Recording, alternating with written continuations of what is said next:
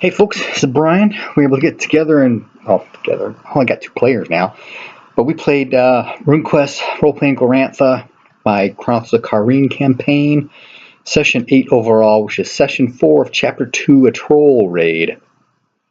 When we left the party last, they had just backtracked up the Dwarf Ridge Hills onto the game trail that they had followed previously, but had gone back on, and had run into a random encounter. It was a chaos creature.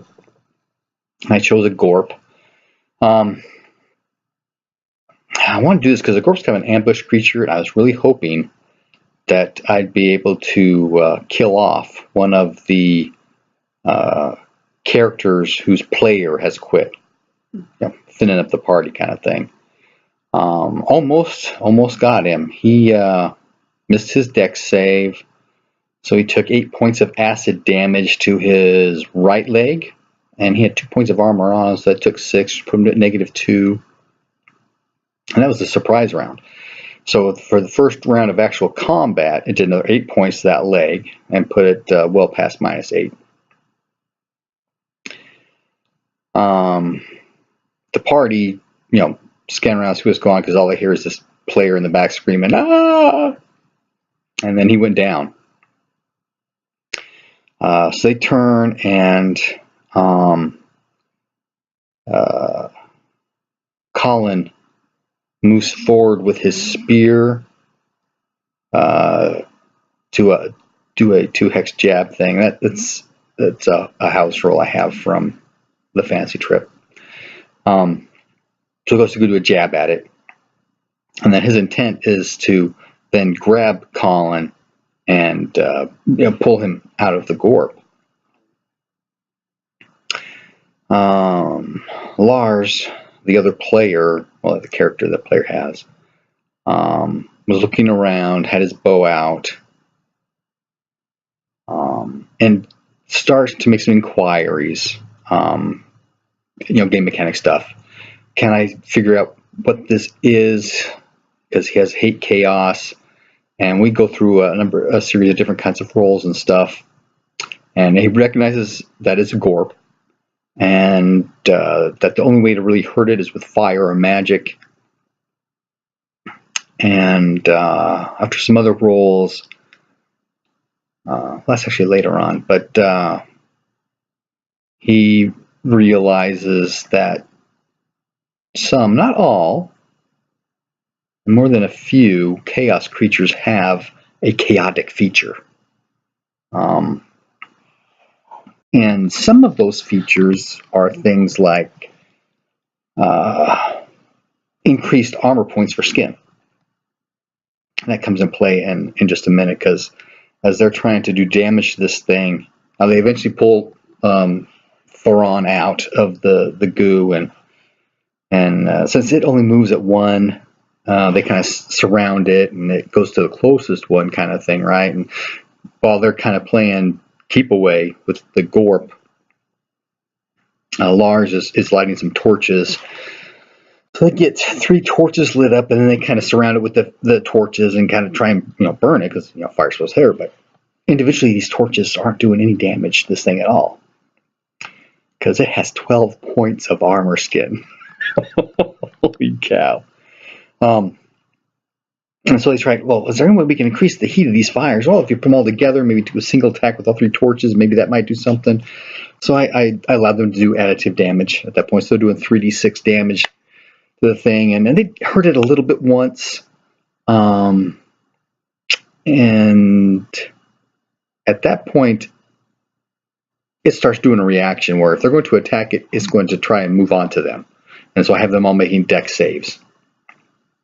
And one of them missed, got his arm slapped for 8 points of acid damage, with no armor.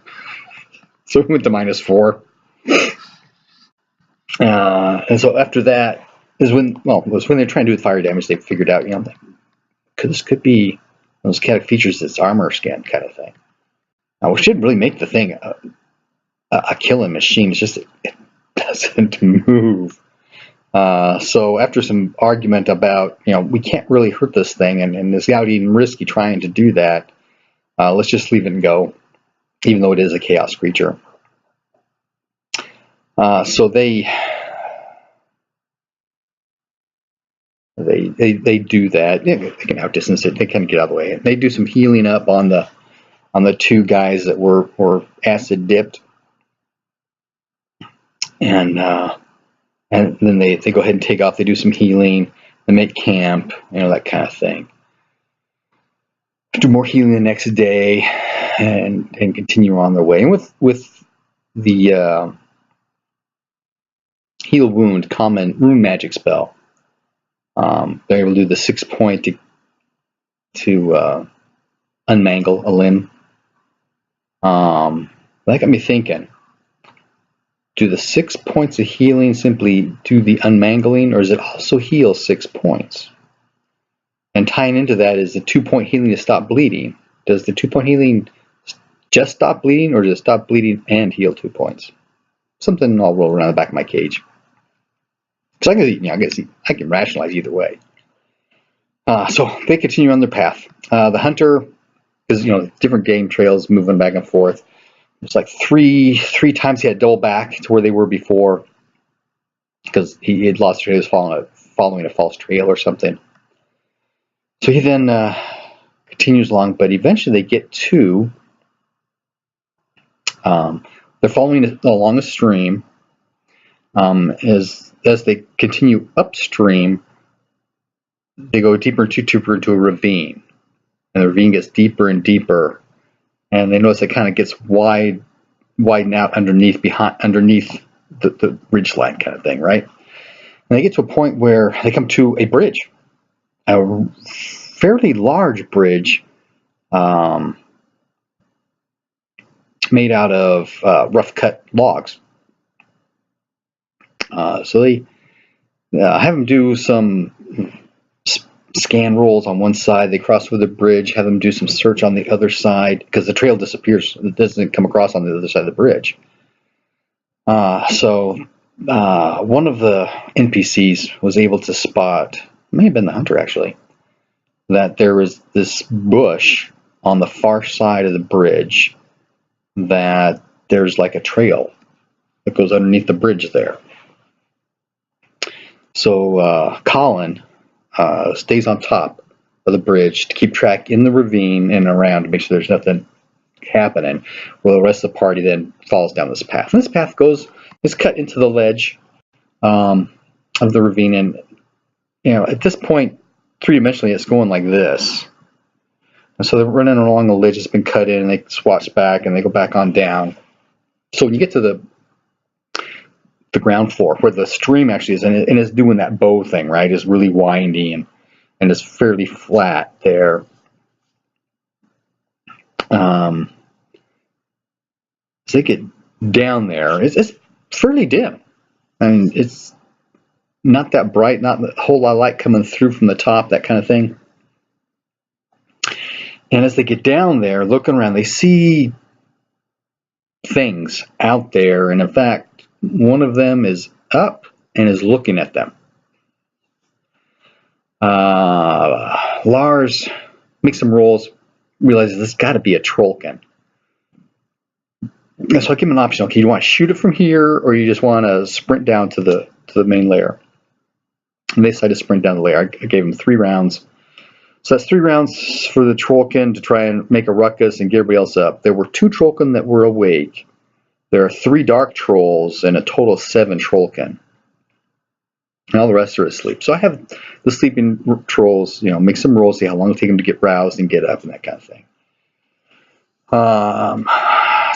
2 of those critically failed, and so I had them roll 2d6 instead of 1d6 kind of thing, that kind of deal. And so they're going to be getting up throughout the next, actually just turned out to be 6 rounds. Because 2 guys that failed still ended up with 6s.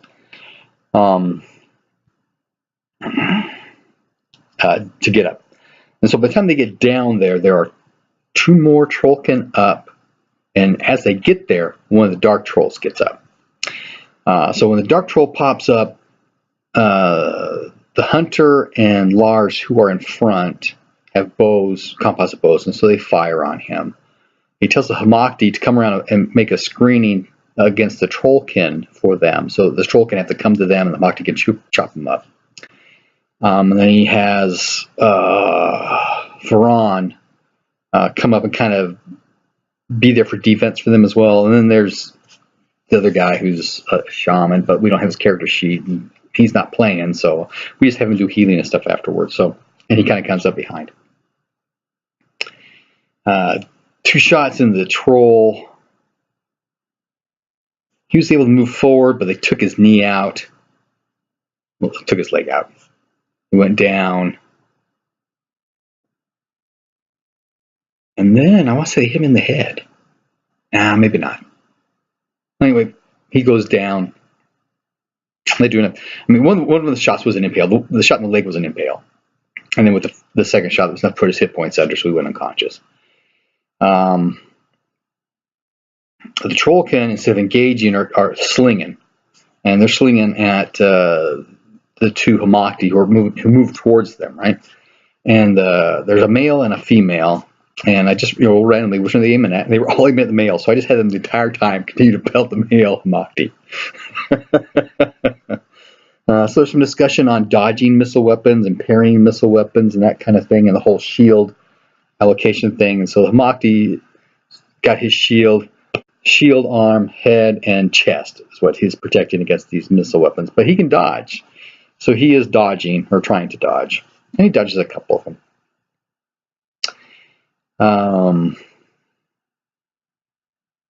The next round, another dark troll pops up. They ping him. One of the guys gets him in the head, and it was enough, because these guys aren't wearing helmets now, right? Because they just got up. And that was enough to put his head to 0, or even -1 in one case, remember, right? So down he goes. At that point, they switched to Trollkin, and Colin, who was up on top, can see stuff going around. He heard the yell, so he starts racing down. I think it was the end of the 3rd round when he's actually on the board, and so he can start doing stuff. And he goes to move forward and tries to engage the 3rd troll that comes up at that point. They took out, I think, a Trollkin at that point. And if I've got the live play, if you want to watch it, it's the links in the description below. So they shift back to the dark troll. They end up taking out the dark troll again. It was a headshot. He goes down. So Colin at that point no longer has a target, so he's going to shift over to the Trollkin. At that point, the rest of the Trollkin get up. The Hamakti are, well, the female Hamakti at one point says, "Hey boss, I'm tired of this. Let me engage." Go for it. So she runs up, engages in with the Trollkin. She hacks the leg off of one of them. She may have gotten a special. I think that's what it was. She got a slash. Took his leg right off, so he collapses. They're shooting at some of the other Trollkin, put them down. Or at least puts one of them down. Colin moves further forward. The other Hamakti moves up. 3 of the Trollkin switch from slings to maces and move to engage. One of those gets his head lopped off. Again, that may have been a special. I don't remember. Or she was using it. Yeah, it was her. And she's got a great sword. And she's got strength going. So 2d8 plus 2d6. Limbs are coming off. So at that point, the 3 Trollkin that we're slinging, they're getting that Colin's coming up on, bolt. They do the flee option. They're taking off. They're doing a full-out run. The way I interpret movement is, if you're doing a full-out run, that's where you get the 3 hexes per movement point.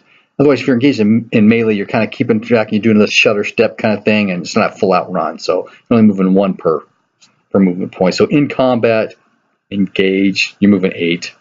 Unengaged, fleeing, etc., you're moving, 24, that kind of thing. So they take off.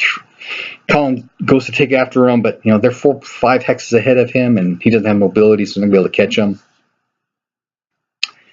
I think they sent one of the Hamakti after him as well, and then the last Trollkin just gives up. After a couple rounds, they lose the Trollkin in the rocks and the rubble and the bushes and stuff that's down here, and they're out ahead of him anyway. So everybody comes back. They heal and tie up the dark trolls, 2 dark trolls, because the other one's dead. He bled out, and then they tie up the Trollkin. At that point, they start looking around because they wanted to loot the bodies, kind of thing. And so they're looking around to see what's here. You notice that there is a cave entrance further west, north, whatever, north of them, in the wall of the ravine. So they stop doing the search stuff and they head over to that because they don't want anything coming up behind them, right? So they come over there and they double check. There's no way the troll come in here. Go, no, they went way past this one. And so they enter into the cavern. They light 3 torches, I think it is. Colin has one, and the 2 other NPCs have torches. So they've got some light in this room. It's not too big, but it's like a dozen meters across, kind of roundish. There is 2 actual doorways built into the stone walls here. And then there is an actual hallway, cavern continues on kind of thing. And then there are 2 alcoves. And they go to check out one of the alcoves. So there's some piles of fur or something in these alcoves. And so Lars says, yeah, there's got to be something hiding in there, so let's go check it out. So they move up, and sure enough, there's a bear there, jumps out, lands on the male Hamakti, mauls his leg, mauls his arm, and bites him in the abdomen, and down the Hamakti goes. The other Hamakti, the female, is actually his sister. She freaks, so she casts Shield 3 on herself because she is just going to waylay into this thing. Turns out she probably didn't have to do all 3 points of shield. One probably would have been enough because she actually goes 1 strike rank before the bear does, and she cleaved him into the head. And 2d8 plus 2d6 was enough to take the bear out. Oh, and before they walk into the room, everybody starts magicking up. Lars, is the philosopher sorcerer, and he does his circle of protection thing and puts wound warding from weapons on. So we went through a whole spiel on how this is all done and what he can use to augment and bonuses he gets and that kind of thing. And that's all in the live play if you're interested. And then so the bear incident occurs, right? So look at the other alcove, and sure enough, there's a pile of furs in there, and somebody throws a rock at it. Yeah, it's a bear too. So they decide, okay, let's just investigate the doorway that they are at. So they open the door, and there's a little winding cavern through back there. And so they go in there, and it's not too far, 10, 15 feet, I think it is. It kind of winds around. And then there's these 2 alcoves or these 2 giant beetles. And so they walk in on the giant beetles, and giant beetles attack.